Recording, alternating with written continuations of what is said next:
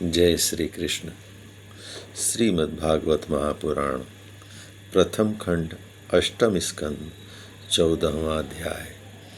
मनु आदि के पृथक पृथक कर्मों का निरूपण। राजा परीक्षित ने पूछा, भगवान, आपके द्वारा वर्णित ये मनुपुत्र सप्तर्षि आदि अपने अपने मनवंतर में किसके द्वारा नियुक्त होकर कौन कौन सा काम किस प्रकार करते हैं, कृपा करके मुझे बताइए। सुखदेव जी बोले, परीक्षित, मनुपुत्र सप्तर्षि और देवता सबको नियुक्त करने वाले स्वयं भगवान ही हैं।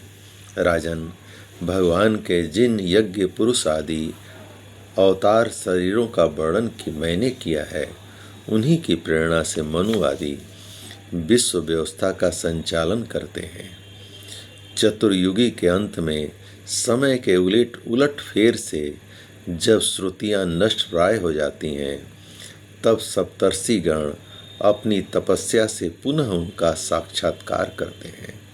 उन श्रुतियों से ही सनातन धर्म की रक्षा होती है।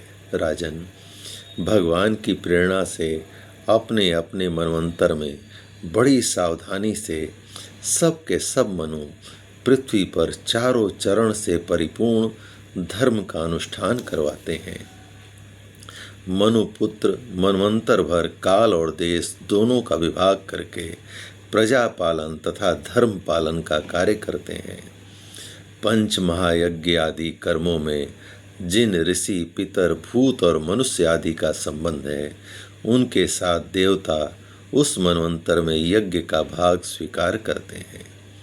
इंद्र भगवान की दी हुई त्रिलोकी की अतुल संपत्ति का उपभोग और प्रजा का पालन करते हैं। संसार में यथेष्ट वर्षा करने का अधिकार भी उन्हीं को है। भगवान युग युग में सनक आदि सिद्धों का रूप धारण करके ज्ञान का, याज्ञवल्क्य आदि ऋषियों का रूप धारण करके कर्म का, दत्तात्रेय आदि योगेश्वरों के रूप में योग का उपदेश करते हैं। वे मरीच आदि प्रजापतियों के रूप में सृष्टि का विस्तार करते हैं। सम्राट के रूप में लुटेरों का वध करते हैं और शीत, उष्ण आदि विभिन्न गुणों को धारण करके काल रूप से सबको संहार की ओर ले जाते हैं।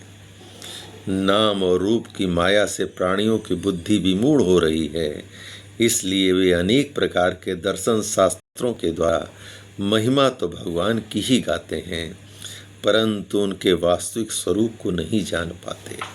परीक्षित, इस प्रकार मैंने तुम्हें महाकल्प और अवान्तर कल्प का परिमाण सुना दिया।